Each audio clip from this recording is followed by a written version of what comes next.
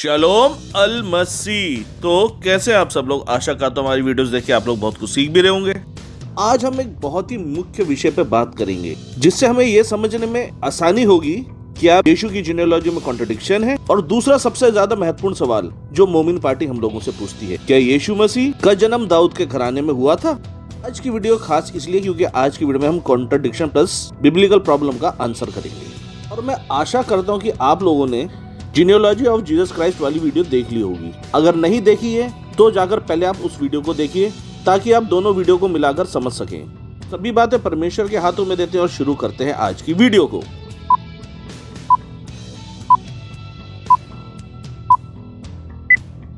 तो हमको सबसे पहले ये समझना पड़ेगा कि मोमिन पार्टी लोग अपनी कुरान और अपना इस्लाम छोड़कर यीशु के जन्म पर इतना जोर क्यों देते हैं।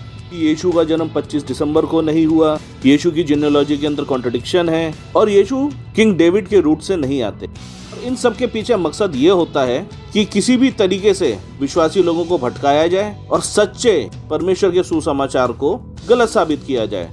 और इन सारे चक्करों में फंसते वो विश्वासी हैं जो ना ही बाइबल के बारे में ढंग से जानते हैं और ना ही उसको पढ़ते हैं। और ऐसे विश्वासियों का जीवन पास्टर के द्वारा बताए गए मिलावटी सुसमाचार, चमत्कार और दशवांश पर निर्भर करता है। ऐसे विश्वासियों को लगता है कि हमने सही ट्रैक पकड़ रखा है और हम परमेश्वर के निकट जा रहे हैं। वचन को भी वो पास्टर के चश्मे से देखते हैं और बेचारे अंत में भटक जाते हैं। और ये सब क्यों होता है? क्योंकि मोमिन और टुन्नी पार्टी को खूब अच्छी तरह पता है कि इन लोगों ने बाइबल को नहीं पढ़ रखा, जैसे कि बहुत से मोमिन और टुन्नी ने खुद को अपने धर्म ग्रंथ नहीं पढ़ रखे। आगे बढ़ने से पहले हम एक और सवाल पे कॉन्सेंट्रेट करते हैं कि मत्ती की जीनियोलॉजी के अंदर 42 लोगों के नाम लिखे हुए हैं और लूक की जीनियोलॉजी के अंदर आदम से लेकर यीशु तक 77 लोगों के नाम लिखे हुए हैं। इसका आंसर क्या है? तो मैं अपने अजीजों को बताना चाहता हूँ कि इसका आंसर भी बाइबल के अंदर ही लिखा है और इसे जानने के लिए हमें पढ़ना पड़ेगा मत्ती अध्याय 1 आयत 17। और यहाँ इस प्रकार से लिखा है, इस प्रकार अब्राहम से दाऊद तक 14 पीढ़ियां हुई और दाऊद से बेबीलोन को बंदी होकर पहुंचाए जाने तक 14 पीढ़ी और बंदी होकर बेबीलोन को पहुंचाए जाने के समय से यीशु तक 14 पीढ़ियां हुई, यानी कि 14 3 42। और लूक में 77 इसलिए हैं कि लूक शुरू करता है एडम से जीसस तक। तो कहने का मतलब ये है, जब किंग डेविड बत्शेबा के साथ व्यभिचार करता है तो परमेश्वर द्वारा किंग डेविड और बत्शेबा को श्राप मिलता है, जिसमें किंग डेविड और बत्शेबा का व्यभिचार से उत्पन्न संतान मर जाती है। किंग डेविड के अपने बेटे आपस में भी लड़ मरते हैं और जो बचे खुचे थे वे बेबीलोन में बंधुआई में चले जाते हैं। तो इस बात को बड़ी ही खूबसूरती के साथ मैथ्यू अपनी जीनियोलॉजी के अंदर मेंशन करते हैं। उसके बाद किंग डेविड और बत्शेबा लीगल मैरिज करते हैं और उससे उनकी जो संतानें उत्पन्न होती हैं उससे शुरू होता है मत्ती और लूका की जीनियोलॉजी। तो हम मेन मुद्दे पे बात करते हैं, क्या यीशु मसीह दाऊद के घराने में उत्पन्न हुए थे? क्योंकि टेक्निकली अगर देखा जाए सेंट जोसेफ के बारे में तो गॉस्पेल में लिखा है कि वो दाऊद के घराने से थे और मरियम का कोई घराना लिखा ही नहीं है। यदि मरियम किसी और गोत्र में पैदा हुई थी और यीशु मसीह कुंवारी से जन्मे थे तो बाइबल के अंदर की गई भविष्यवाणी कि उद्धारकर्ता दाऊद के घराने से आएगा कभी भी कंप्लीट नहीं हुई थी। इस प्रोपेगेंडा के तहत बाइबल हो जाती है गलत और मोमिन और टुन्नियों का प्रोपेगेंडा हो जाता है सफल। जैसा कि मैंने अपनी पहली video genealogy of Jesus Christ में बताया था कि बाइबल के अंदर एक व्यवस्था थी, यदि कोई ऐसी लड़की हो जिसका कोई भाई ना हो और उसकी शादी किसी और गोत्र में हो जाए तो उसके पिता की प्रॉपर्टी दूसरे गोत्र को चली जाएगी। ऐसी स्थिति के अंदर परमेश्वर ने मूसा के द्वारा एक व्यवस्था रखी थी और इस समस्या का हल इस तरीके से दिया था कि ऐसी लड़की को अपने ही गोत्र के चचेरे भाइयों में शादी कर लेनी चाहिए। और इसके साथ ही साथ मैंने आपको ये भी बताया था कि मत्ती के अंदर यूसुफ की जीनियोलॉजी है और लूका के अंदर मरियम की जीनियोलॉजी है। इसी कारण से मत्ती के अंदर यूसुफ के पिता का नाम याकूब है और लूका की जीनियोलॉजी में यूसुफ के पिता का नाम एली है। याकूब यूसुफ के अपने पिता थे और एली यूसुफ के ससुर थे। क्योंकि मरियम के कोई भाई नहीं थे, इस कारण से एली की वंशावली को आगे बढ़ाने के लिए वहाँ पे यूसुफ को एज ए बेटा रिप्रेजेंट किया गया है। और अगर मैं ये कहूँ कि यीशु मसीह से ज्यादा तो दाऊद की गद्दी का कोई हकदार ही नहीं था तो यह बात गलत नहीं होगी और वो मैं आपको प्रमाणों के साथ सिद्ध करूंगा। तो जैसा कि मैंने आपको बताया, मरियम भी दाऊद की वंशावली से थी और यूसुफ तो थे ही।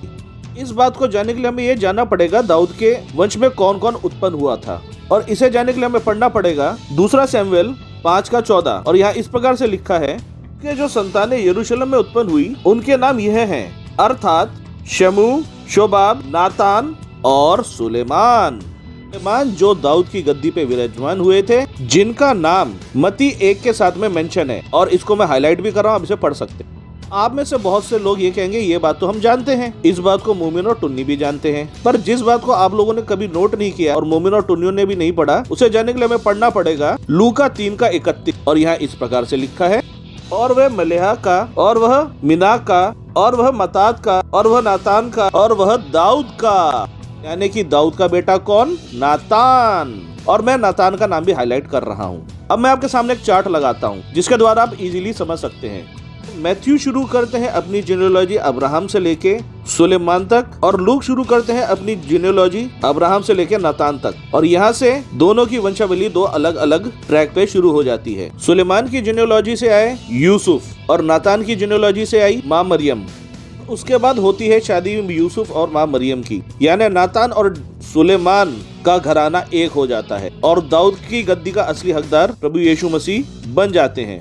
हो सकता है आप में से बहुत से विश्वासी इस बात से कंफ्यूज हो जाएं कि नातान तो एक भविष्यद्वक्ता था, क्योंकि बाइबल के अंदर यह बात भी मेंशन है कि नातान नबी ने दाऊद के व्यभिचार को भरी सभा में उजागर किया था और ये सब कुछ सुलेमान के पैदा होने से पहले हुआ था। तो मैं आप लोगों को बताना चाहता हूँ, नातान नबी और दाऊद का बेटा नातान दो अलग अलग व्यक्ति हैं। दाऊद के चौथे बेटे नातान का नाम दाऊद ने अपने दरबार के भविष्यद्वक्ता नातान के नाम पे रखा था, क्योंकि किंग डेविड नातान की इज्जत करते थे। तो आप लोग इन दोनों शख्सियत में कंफ्यूज मत होइएगा।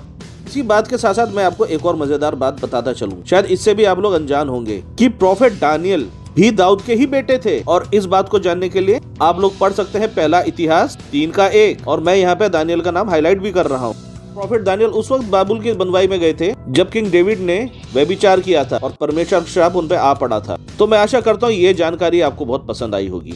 को इस बात का भी उत्तर मिल गया होगा कि मत्ती और लूका की जीनियोलॉजी के अंदर कॉन्ट्रडिक्शन नहीं है। दोनों की दोनों जीनियोलॉजी दो अलग शख्सियत की बात करती है। मत्ती की जीनियोलॉजी यूसुफ के ऊपर है और लूक की जीनियोलॉजी माँ मरियम के ऊपर है। यूसुफ सुलेमान के घराने से ताल्लुक रखते थे और माँ मरियम नातान के घराने से ताल्लुक रखती थी, और दोनों का मूल पिता किंग डेविड ही है। और इस हिसाब से यीशु ही वो व्यक्ति हैं जो दाऊद के घराने में उत्पन्न हुए और दाऊद की गद्दी के असली हकदार हैं।